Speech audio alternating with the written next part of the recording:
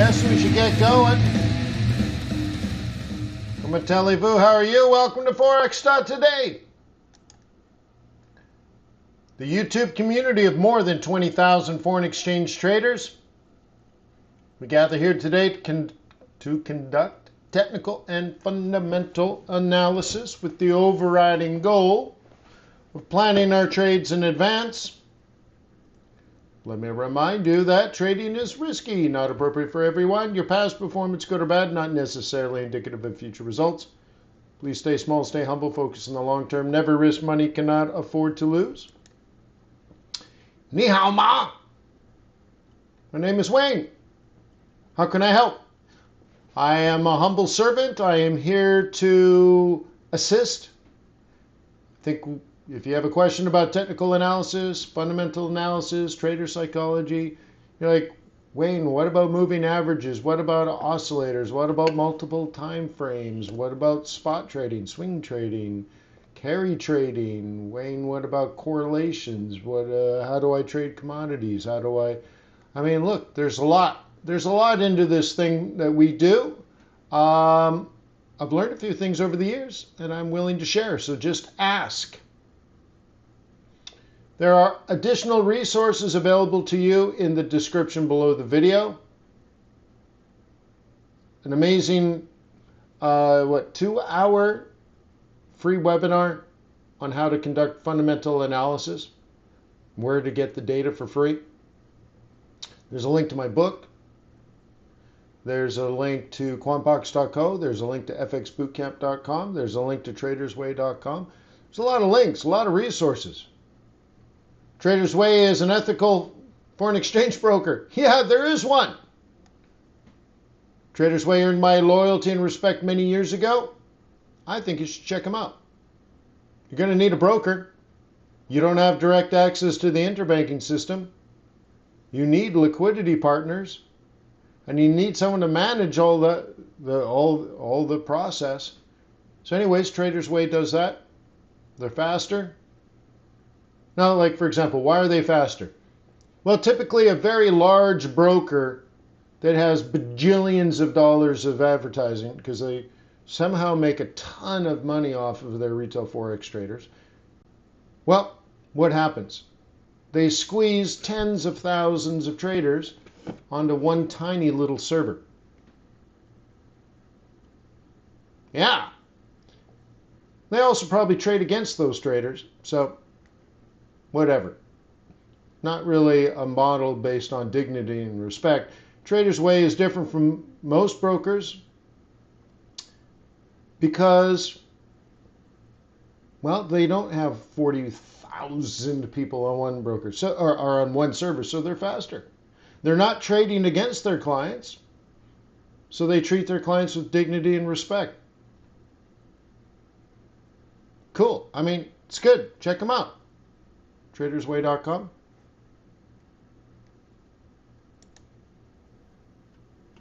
Now we're here. By the way, how's the sound?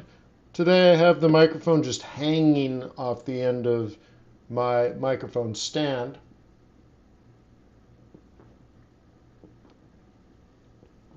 Is it okay? Or does it need to be closer? Yeah? Really? It's a pretty good microphone then, huh? Pretty good microphone. Yeah. A little worse than normal. That's sort of like Jambo. Like, may your life not be as difficult as usual.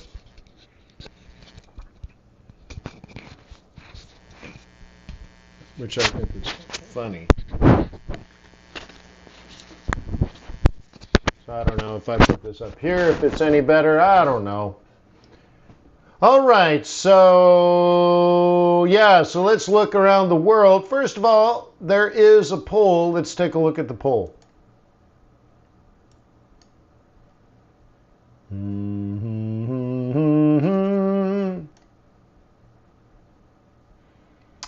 Okay, Aussie's weak. 44% of people are trading Aussie. CAD is mediocre, and 40% are trading CAD.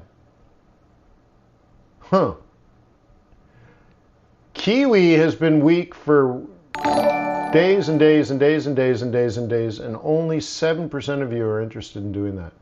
That's interesting. So you don't like Kiwi, but you prefer CAD. All right. And peso, only 7% doing peso. All right. Interesting. Let's start by, well, let's start with exotics. We'll start with peso.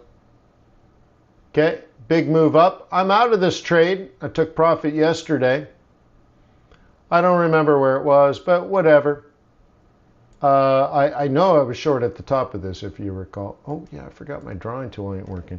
Hang on. Control, Alt, Delete, Task Manager. Boo, boo, boo, boo, boo, boo.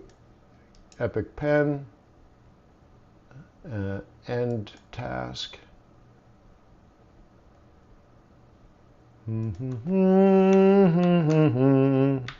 La la la la. Hang on.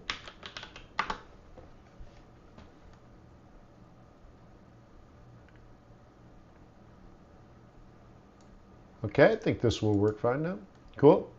So if you were interested, it hasn't happened yet, but this might be an opportunity in the near future.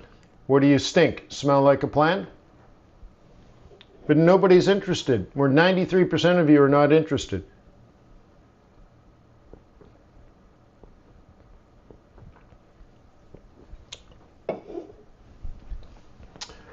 Okay.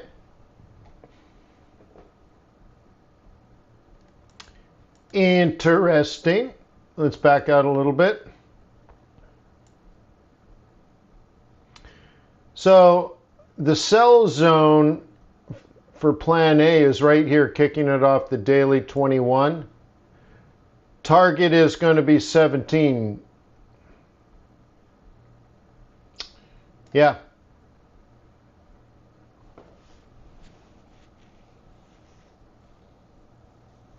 No, I've been using PSAR on yen, not peso.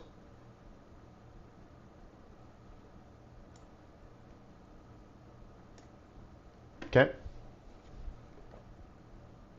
So I guess why don't we look at that? I think I'm over here maybe. And we are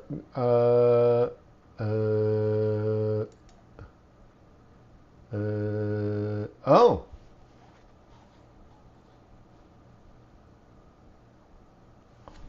Oh, I'm out of this trade too. Am I logged in the right account? Yeah. Oh.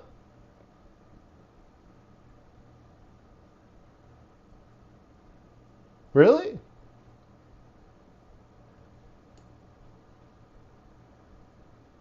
Gee whiz. I don't know why.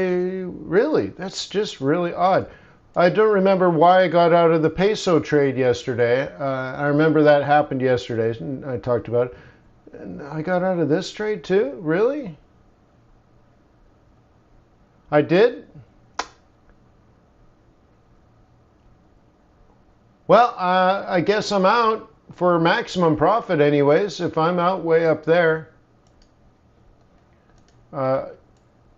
Yeah, I guess, oh, that's right. I said something like, might as well get out at the top and then buy the dip, huh?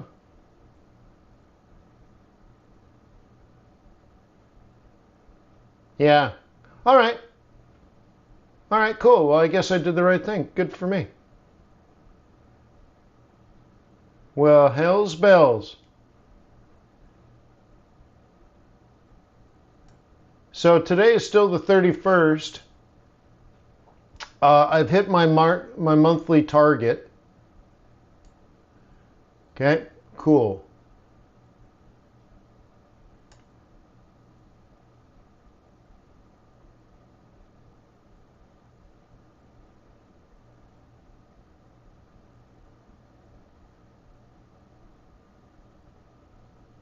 Okay, cool.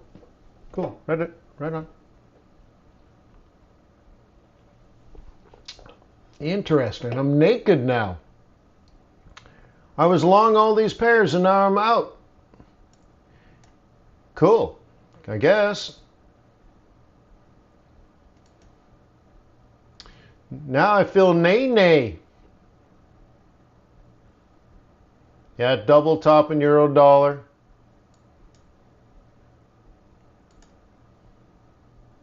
Yeah.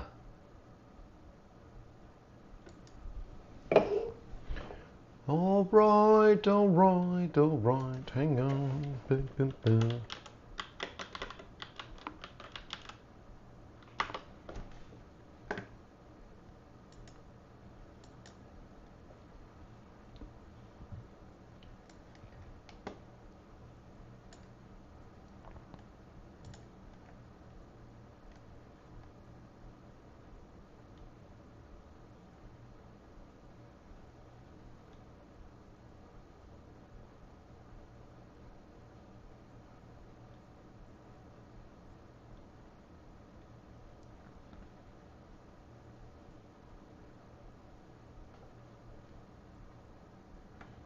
Just looking at, oh yeah, I wanted to read that. That looks really interesting.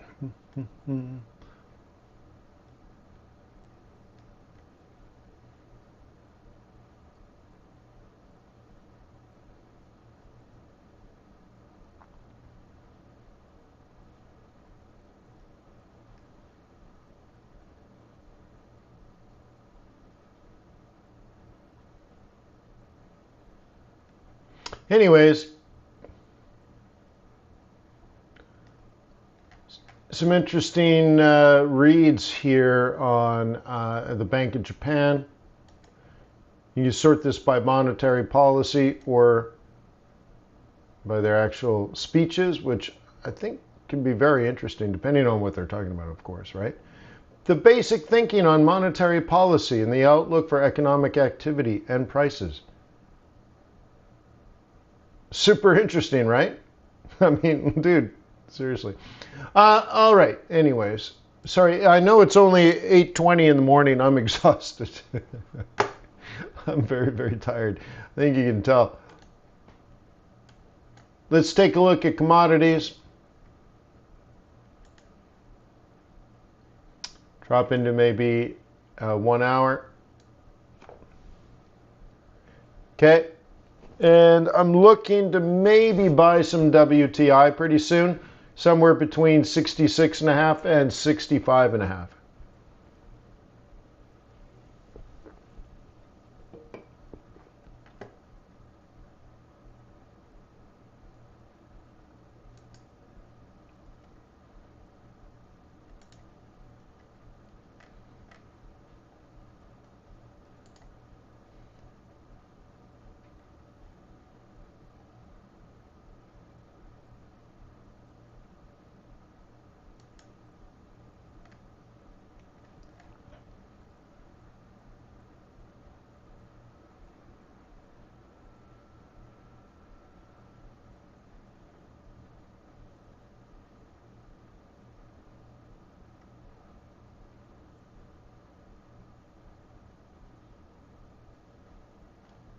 Okay, anyways, that's coming down.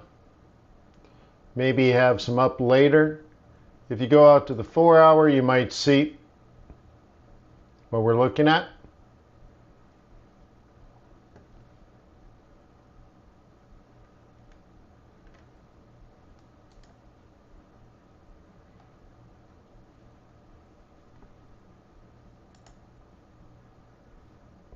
Okay, gold, let me go a little further out.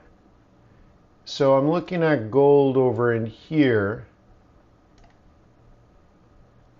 And my plan is to sell high or sell lower high. Okay. And I'm just waiting.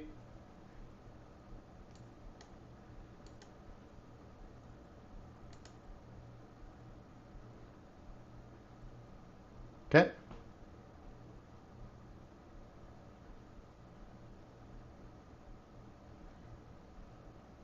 That's all. I just got it trapped. Got to wait. Go into a smaller time frame. See, already we've spiked up into a potential sell zone. I think we said 65 yesterday in the day trading group. I think we had 65 as a number. Big rebound. Okay, big rebound here to the upper bounds of the downtrend for Bitcoin, and then immediately dropped. So drop into a smaller time frame okay. So if you want to trade this down, the idea is something like this.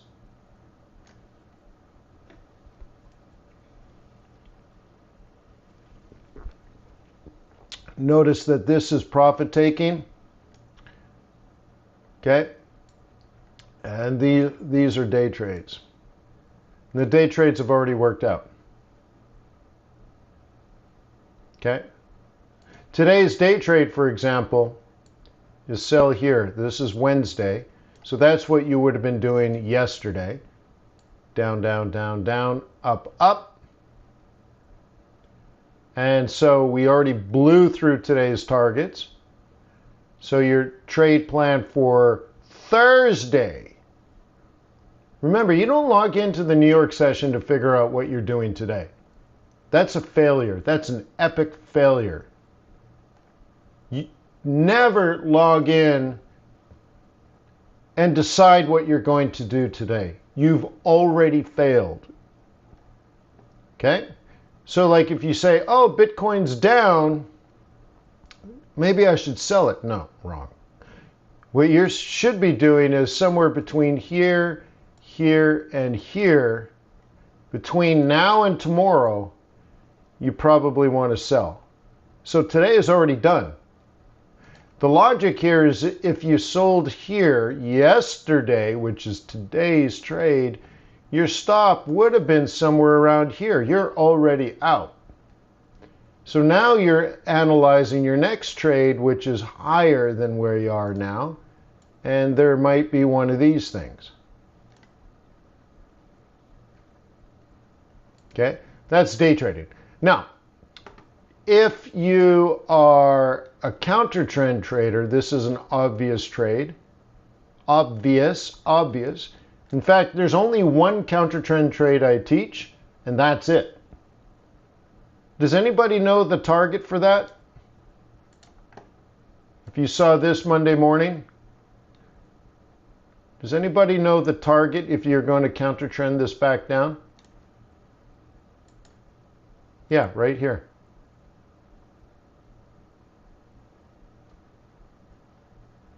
Okay. So think about somebody logging in now and they're like, I guess I want to sell it. Okay. You're eating, right? You're eating pork chops out of a garbage can.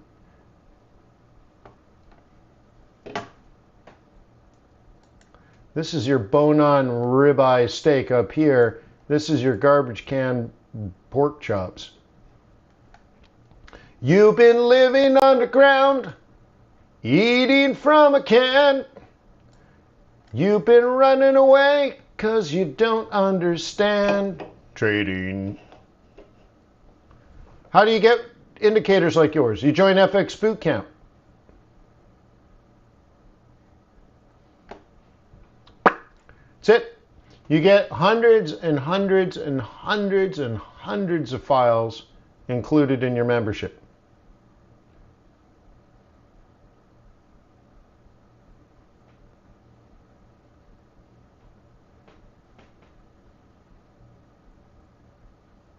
Okay, anyways. Gold might be coming around, yo. Yo, yo, yo. Look at that. Nice.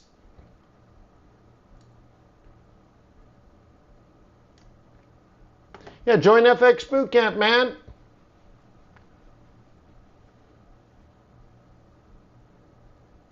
Look at WTI's getting down to my buy price.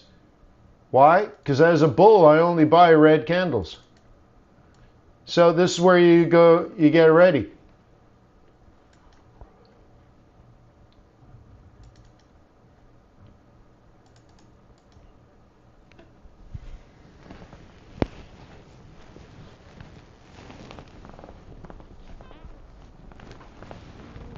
Oh, oh man, I've been up late working on my personal endowment fund. I am so super excited. I almost have it to perfection, in my humble opinion. How would you feel if you bought a house for $1 million and 10 years later it's worth $2 million? How'd you feel about that? But here's the thing, you can never spend the money. All you know is it's worth $2,000. If you sold it today, or $2 million, right? If you sold it today, you'd have $2 million, but then you have nowhere to live, right? So it's not that great, huh? You bought it for $1 million, now it's worth $2 million, but it's fake, right?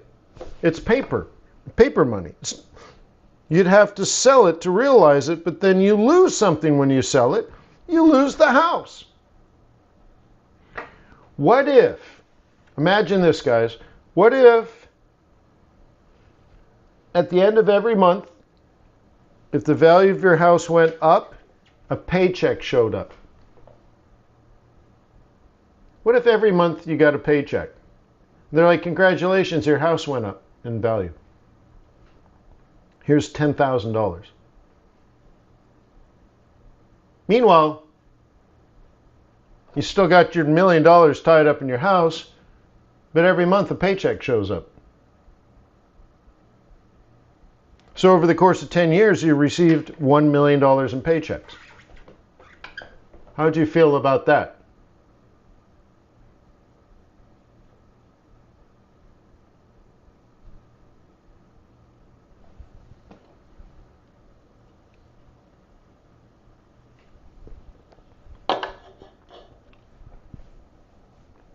Wouldn't that be cool? So you got $1 million tied in your house. It's worth $2 million, but you have already collected $1 million. So you still got that original mortgage,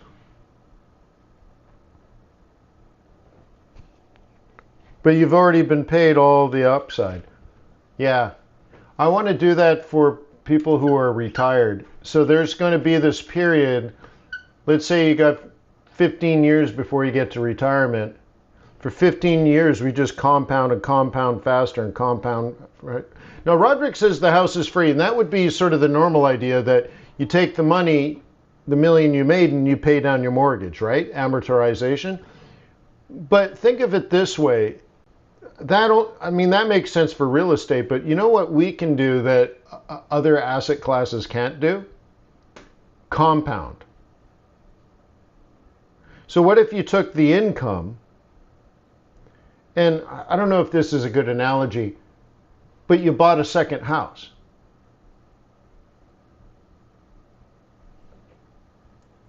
Now you have two sources of revenue. And now instead of making $10,000 a month, you're making $20,000 a month. So now you can afford to buy a third house. Think of it that way, where you never really have any money. You just keep reinvesting the $10,000 you get from the first one. So you double down. Now you have two sources of income. Then you do it again. So think of it that way, right? So, like, for example, that's what we could do, where if you're not retired yet, but you're saving for retirement, $1 million should be able to generate $10,000 a month. So you take the $10,000 a month and you reinvest it into the portfolio. So now in 5 years, let's say you're making $15,000, reinvest that. And in another 5 years, you're making $25,000. But you just keep, because your initial portfolio is getting bigger and bigger and bigger and bigger and bigger. And then by the time you're retiring and you're required to withdraw the money, then we put you into a different program where we hook up all your expenses, your car lease, your mortgage, your power bill, everything all goes onto a credit card and gets paid automatically. and you still get some spending money on your Visa, which is all tied to your account. You can live on that, and you're automatically getting paid now the money because it's required by law. So you will get a tax bill at the end of it, but you're already retired. So suddenly now, you've grown that account, so you're living on $25,000 a month, and it's all on your prepaid Visa card, or not prepaid. What do they call them? Debit cards? You have a debit card attached to your retirement account, so you're getting paid automatically every month, 25 grand, paying all your bills, and now you can use it for your travel expenses, right? But here's the thing. My goal is then when you die, so now you're 100 years old and you die, all that money is still there. That's my goal, right? My goal is if you save, let's say, $3 million for retirement, and I can create an income stream for you so that you can live all those, 2 or 3 more decades, and you die a happy person. That $3 million is still there when you die, and you either give it to a family or you give it to charity. That's what I want to do. Never spend your money on retirement. It's like you have a job. Huh? Can you imagine? Every month, 20 grand, and you have to live on that. Every month, month after month after month, your money is working for you. That turns a rich person into a wealthy person. That your money keeps working for you till you're 100 years old or beyond.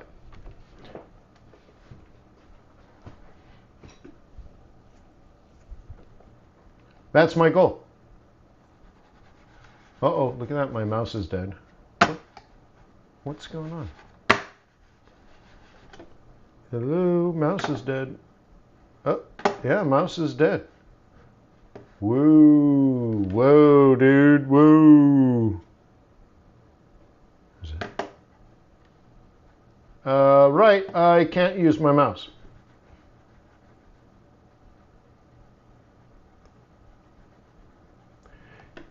Yeah, made up. Yeah, yeah.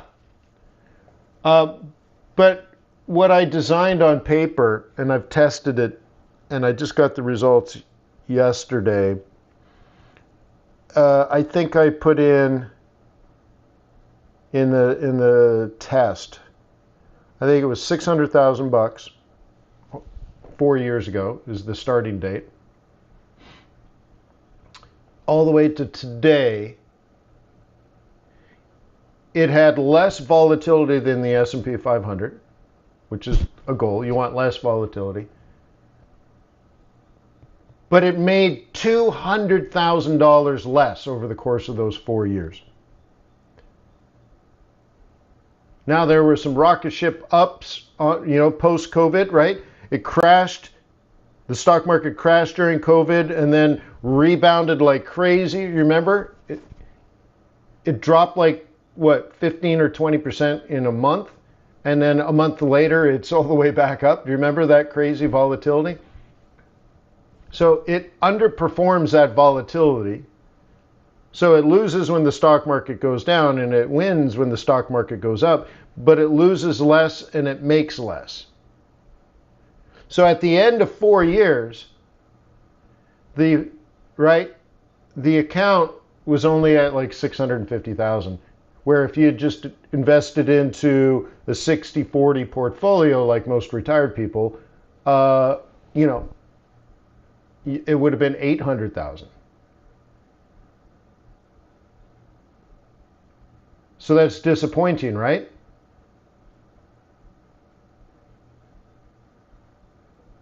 Well, Ashish, that's the only way to do it. There's no other way, Ashish. Okay? But anyways, think of this, guys. It underperformed by $200,000. So why does that sound good? Because every year you averaged $53,000 in income. That's what do you remember that house where I said, what if you were paid the equity in your home as your home doubled? What if every month you got a paycheck instead of the paper value? So your portfolio would have been at 800,000, but you wouldn't have had the money. It's paper value. It's paper. You'd have to sell all your retirement account, which of course you're not going to do. So you're like, oh, look, on paper, I made 300,000 in 4 years. You're like, yeah, well, you don't actually have the money in your bank. It's just your net asset value went up. So what I did was, if you took the $200,000, the net asset value underperformed, but then you include in the total return the dividends, it matched the S&P 500, except you already have the 200 and something thousand dollars you were already paid. And it just blew my mind because that's what I was trying to do. And I didn't even realize that I had done it. I thought I had failed. I had looked at it. I'm like, I underperformed by 200,000. How could that be? And I spent all this time like trying to figure out the mistake. And then I realized the underperformance was in net asset value, but the total return, which is the value of your portfolio, which is like the value of your house, plus the income it generated. And then I'm looking at it and I'm like, it's almost 1 for 1. Like it was like 98% the same. With lower volatility, and you got paid what everyone else would have as paper money. But you know, when you're retired, you can't live on paper money. Meaning like your retirement account is worth over $1 million, but you'd have to sell your stock positions. So now you only have 900,000, and now you live on the 100,000, but now you have less. And you keep spending your principal. Do you understand? Like, isn't that the worst thing in the world? Where you're retired and you keep spending your principal. You keep spending your principal. You sell some stock and you can live a couple of more months. And then you sell some more stock and then you can live a couple of more months. And then the stock market drops. Well, you still need to live, so it drops and you sell some more. And all of a sudden 10 years go by and you're down 40% from where you used to be. And you're like, oh God, I'm going to outlive my money. So what if you never touch the principal?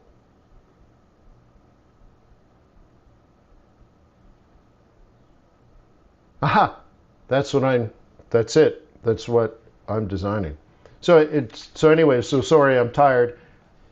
I'm totally consumed by that. Well, and of course everything else I do. I'm also consumed by why my mouse won't work. So that's the other reason I'm talking about this, because I can't even stop the the live stream. So I guess we're done for today. Look at this, I can't move my mouse. Come on. So anyways, that's the whole idea. She says a billionaire that he interacted with yesterday told me the same thing. He lives on cash flow and does not spend any money. Yeah, I want you to live without spending any money. See, the key, think about it this way. When you're working, you need to focus on getting rich. But what does that mean? You take as much of the cash you have and save it in an asset strategy that compounds.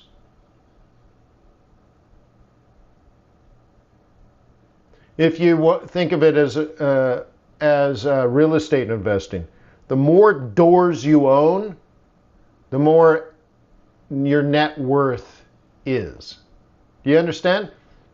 So let's say you start buying apartment buildings. So a friend of mine just not long ago, he bought an apartment building with 150 doors. Hey, that's nice. But what if he did it again? 300, 500, 1,000, 2,000. At some point, you have all these assets and all this cash flow, and it gets bigger. So you take the cash flow from the 2000 buildings and the asset value of the 2000 building, right? And now you can get more, and now you can scale up to 5,000 and more and more and more. You have assets and cash flow, assets and cash flow. Well, dude, I wouldn't want to do that. Owning real estate is a pain in the Botox,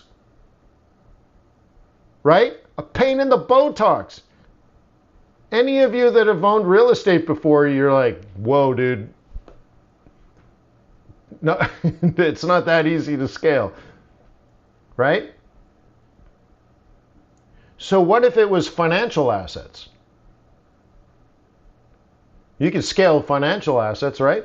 So again, so in phase one, you're trying to get rich. And that means every piece of liquid cash you have should go into a vehicle that can compound. So what I'm saying is you put $100,000 into an account, you make $10,000 a year just in income. It's like owning a second house that you rent out. There you have the value of the house, and then you have the value of the income. You understand? So now the property might be worth $250,000, and next year it'll be worth $255,000, and the year after it'll be worth $251,000. The year after that, $249,000. Year after that, back to $252,000. And the value of the house goes up and down, up and down, up and down. Hopefully, usually up, but not always. But you collect rent every month. You see the difference? All right. So what you do is you invest $100,000. Every month it makes $10,000, or every year it makes $10,000. So you just keep reinvesting that as it comes in, and you build your position bigger and bigger and bigger and bigger. So in 1 year it's 10,000, or 110, then 120. Now ideally you're also putting more money in. So you're adding money every month from your paycheck, and you're taking all the income it produces and you re-add that. And you can see all of a sudden you're scaling, you're compounding faster and faster and faster and faster and faster and faster and faster. It's all tax-free because it's a retirement account. It's all tax-free. Oh my God. So then you get to 65 or 70. Now what? It's the same as owning like 2,000 apartments.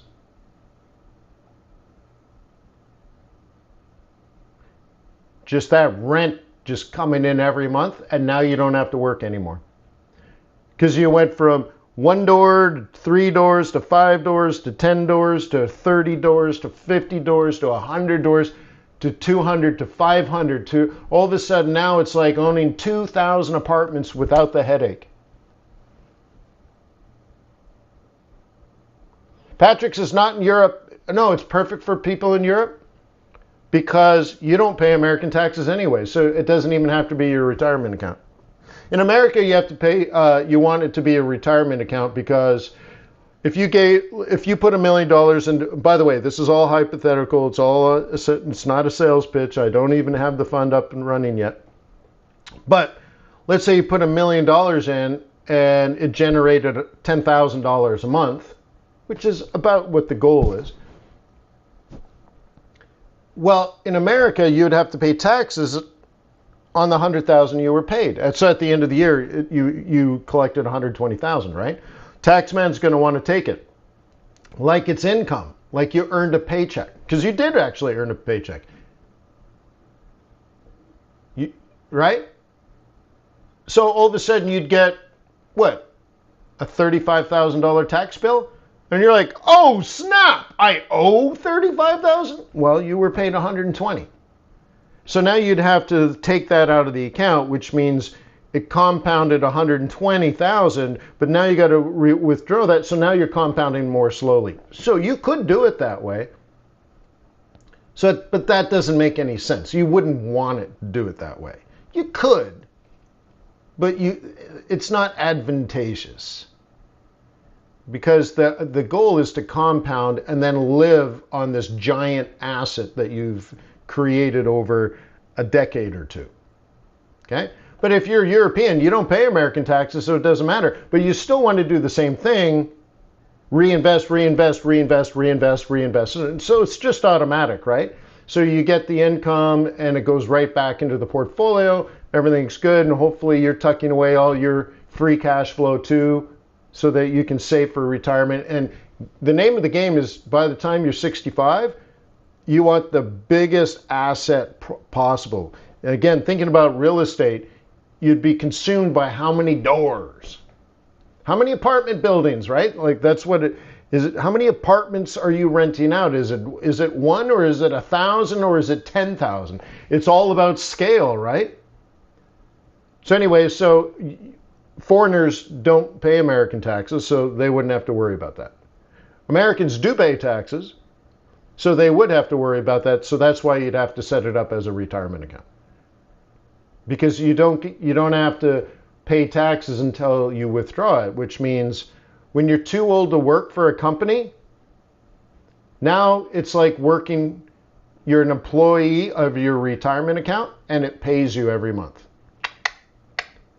But now you have, like, let's say a $3 million retirement account that you grew over time. Now it's $3 million earning 10% a year in income. I'm not talking about net asset value. Remember, we never want to touch that, ever. So you don't even, it's just there. It's like you never want to sell your apartment building. You just want to live on the rent you collect. Same thing, you never want to touch your portfolio.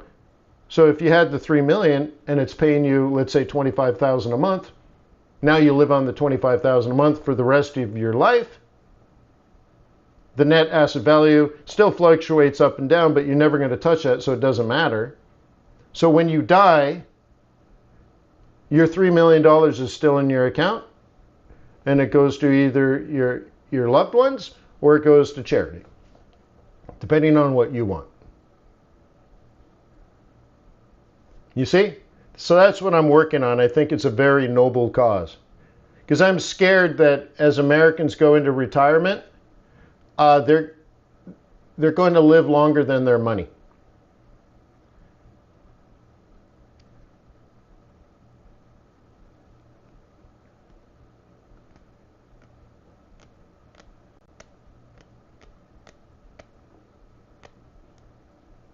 That's got to be the most frightening thing ever. You're 90 and broke. That's just unbelievably scary to me.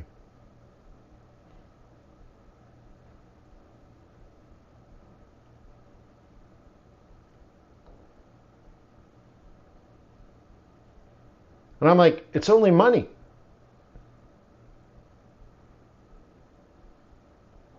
Yeah, burned. Well, it's a complicated process, right? It's a complicated process. But not impossible. It could be this year, burned.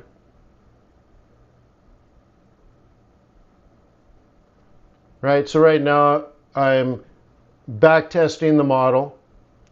And there's management to the model too. You have to understand that it's work, right? So under what circumstances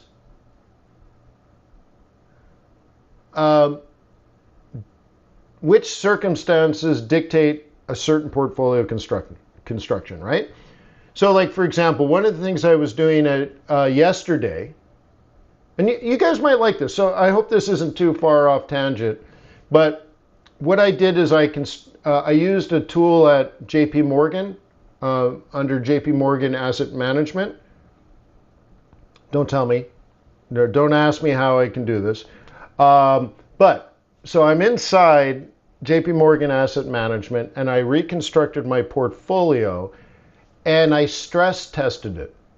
And so they do things like current stress tests.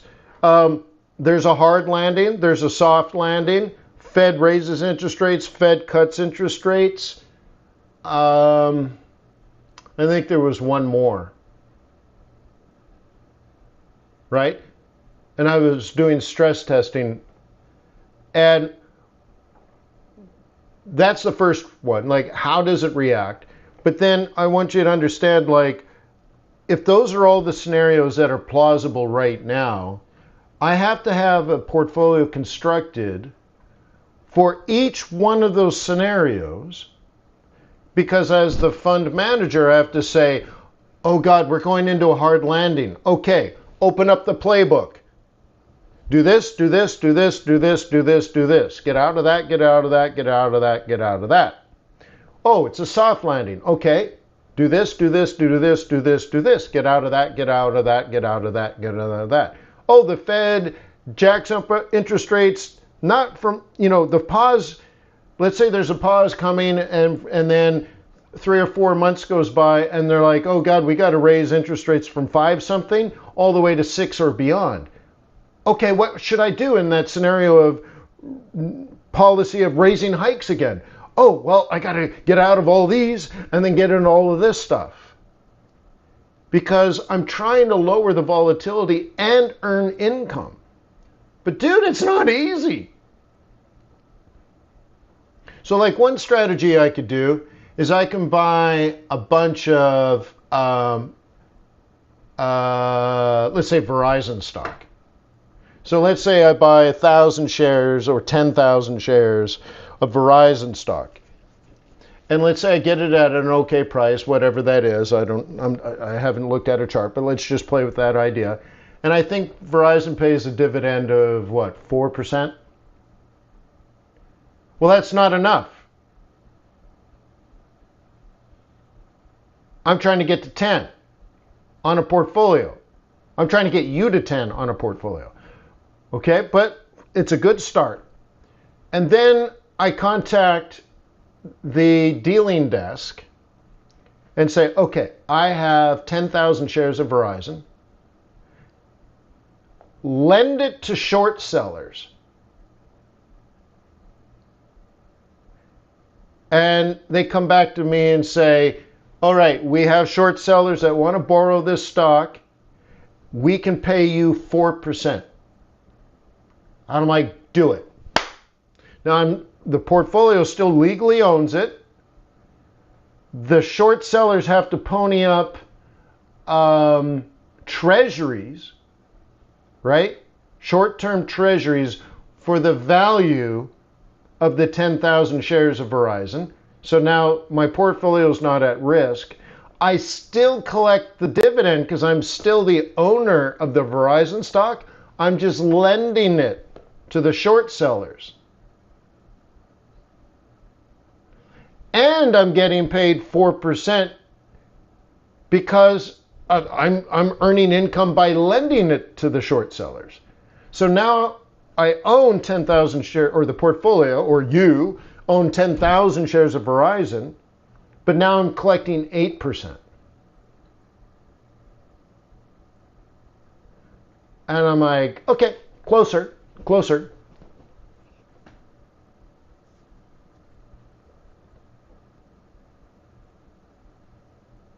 Okay? And I might do that, let's say, if I expect the stock market to, if I'm fading the stock market, like the stock market's going to basically be sideways or down for a few months. Let's say from July to September. I could do something like that. So I'd have to know, okay, I have to know seasonality. I'd have to be careful. I'd have to understand Verizon too. But I could see that there's like some downside risk in the stock market based on seasonality. So I go in there. I don't want to sell my position. I want to own it. And then I lend it. And now I earn 8% annually in income on owning that stock. And short sellers are very interested in selling it during that period. And then once I get to like the third week of August, I call my shares back. So I'm not shorting the stock market, but I'm making money on people that are. Because I want to own apartment buildings. I don't want to flip houses. You understand? The name of the game is now I can take the 8% that I've earned from owning Verizon and buy more Verizon or buy some BHP minerals that pay me 10%. And then lend that out to people. Okay? So what I had to do is I borrowed from Ray Dalio, who has, what does he call it? A rainy day fund? An all-weather fund. So I've added bonds, I've added commodities, I've added some vol strategies, I've added dividend strategies, I've added cover call strategies, all that kind of stuff. And it's really based, I'm trying to be, I want the net asset value to fluctuate as little as possible. So I want that idea that Ray Dalio has of an all-weather strategy. The more assets you have that are uncorrelated, the more likely you're going to make money. You're only going to make a little bit of money, but you'll almost always. So if you have 15 investments that are uncorrelated, it's Ray Dalio's golden rule, that you will definitely make money. And he'll calculate it. The stock market might be up 20%, but he'll be up 5%. But when the stock market's down 20%, he'll be up 5%. You understand? Like, there's always something winning, always something losing, and you lower your volatility, but you get statistically to the point where you're almost certainly under every circumstance going to make money. Just not wild amounts of money. So I took that and improved upon it. But then instead of focused, like, it seems like everybody's focused on the net asset value going up. I want the net asset value to be flat, and I want to earn income like a carry trade. The best carry trade moves sideways for months and months. And you're never tempted to get out of the position because the pips are worth so much. No, you're doing okay on the pips, but you're earning that wonderful income, so you're never tempted. That's what I want. I want the portfolio to be sort of like, when the stock market is way down, it's a little down. When the stock market's way up, it's a little up. But you're collecting rent, baby, every month. Don't worry about the paper value. That money's coming in. Because the paper value of your portfolio doesn't buy groceries.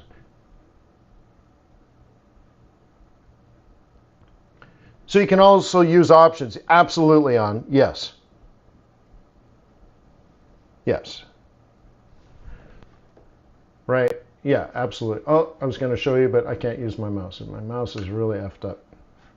All right. Well, anyways, I'm going to have to slowly see if I can get my mouse over here to end the webinar. But anyway, so that's why I'm tired. I'm sorry. But I'm really passionate about it. I was thinking about how when I first started investing, I was a venture capitalist. And the whole idea was invest into 100 companies. 99 of them are going to lose all the money, but one of them is going to make 10,000%. After a while, I didn't like that model because it took years to figure out if you would make money or not. And I'm like, well, all this work, for what? So then I moved into Forex, and because I was seeking instant gratification. I want to make a lot of money, and so the $5 trillion a day market, well, actually at the time it was $2 trillion. $2 trillion a day attracted me to the idea of Forex.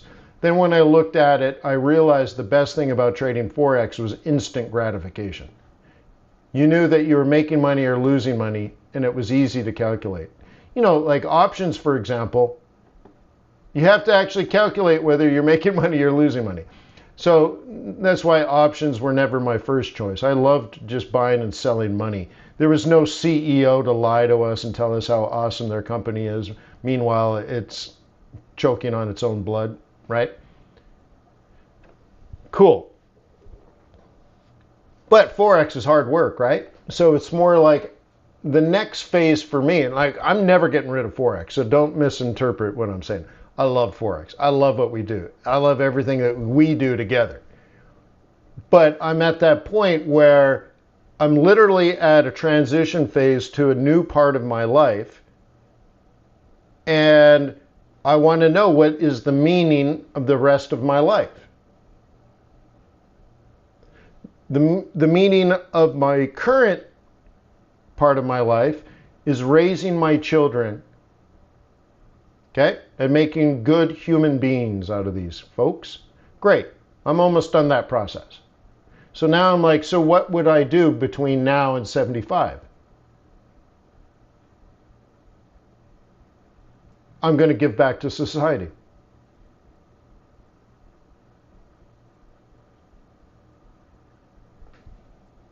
I found a way.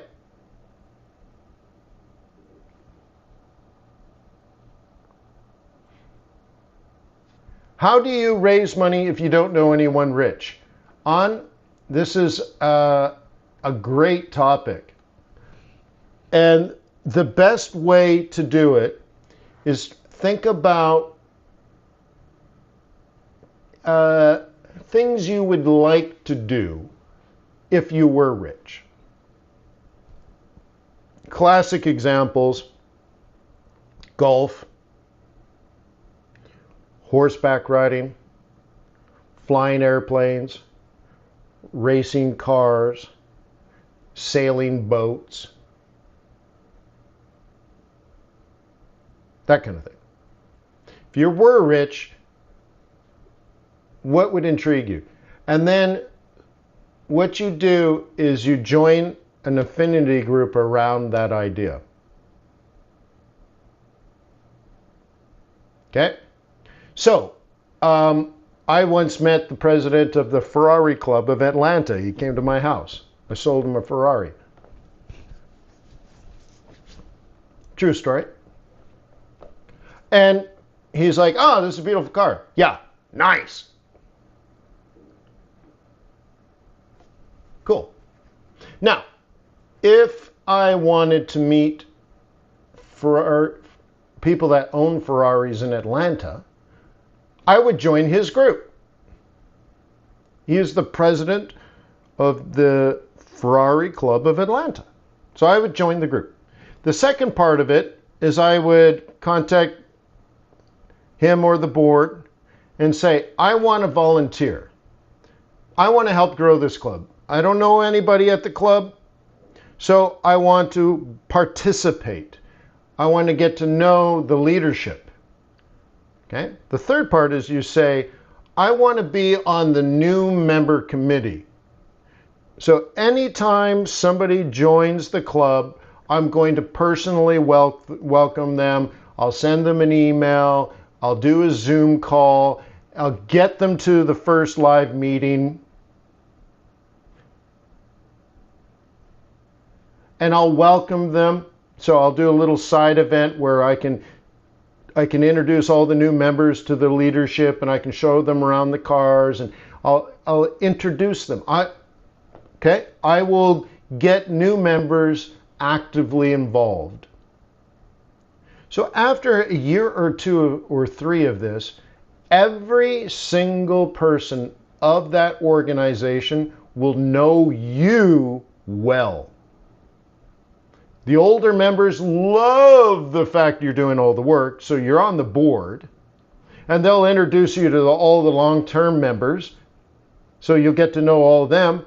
And then every single new person that joins the group, they will look to you as their leader.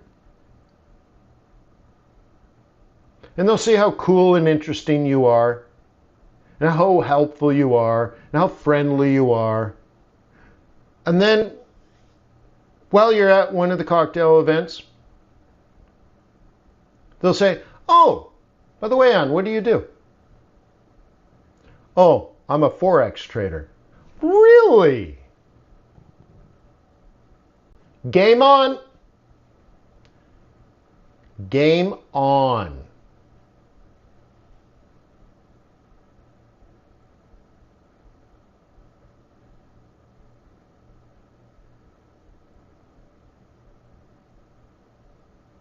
You see?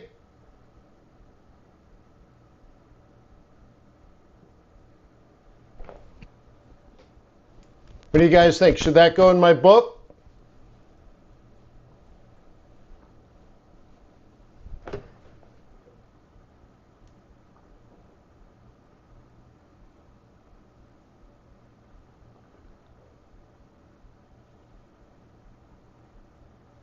Yeah, it's good advice, right? I know, right? By the way, we just got down to that area of interesting price for WTI. I can't show it to you because my mouse doesn't work, but I did slowly get the little Windows hand all the way down to the end stream button. So I'm going to hit end stream, and then I'm going to have to reboot. Okay? So I hope you click the thumbs up button. I know I've been babbling, but I can't use my mouse, so sorry about that. But if you thought that was a great piece of advice at the end, click the thumbs up button. If you like the fact that I'm trying to dedicate the next 25 years of my life to taking care of retired society by turning, remember I said step 1 is to get rich? Do you know what step 2 is? I didn't clearly say it. Step 2 is wealth. Okay, get rich is saving, saving, saving, compounding your savings so that you have a lot of money. A lot of money doesn't matter. Lawyers make a lot of money. It doesn't make them wealthy. It just makes them rich. But if they spend it all on cars and TVs, well, then at the end of it, they don't have any money. So now you're just poor again. So you save, save, save your cash, compound, compound your cash. Now you have a large pool of cash. You're not wealthy. You just have a lot of money. You still work. So if you work, you're poor. All right, so now step 2, you retire from your job, but you've saved all your cash and compounded all your cash for a decade or two. Now you got a big pile of assets, but you do not compound anymore. You move into phase 2, in which you now retire wealthy. So what's the definition of wealth? Your money works for you. Your money pays you.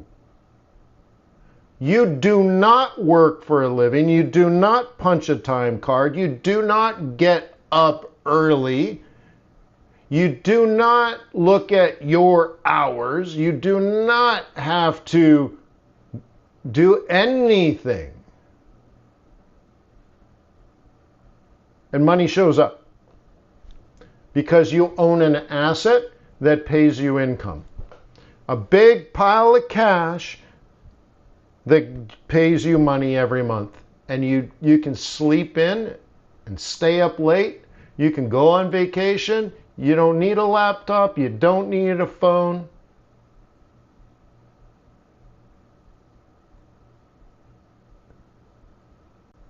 Your money never sleeps. It's relentless. Now you're wealthy.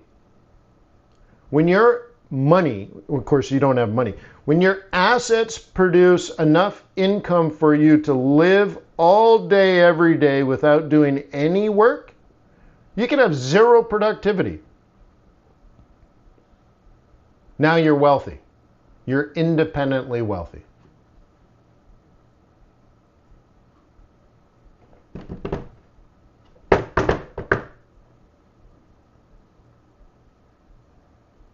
Cool, right? That's phase 2.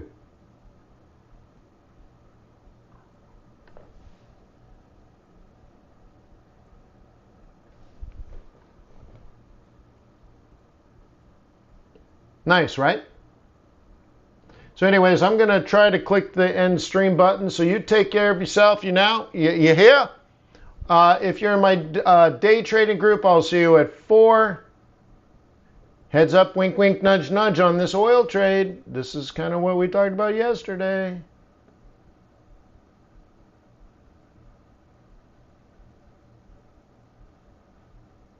Okay, I'm going to try to click the button. So anyways, thank you, everybody. Have a wonderful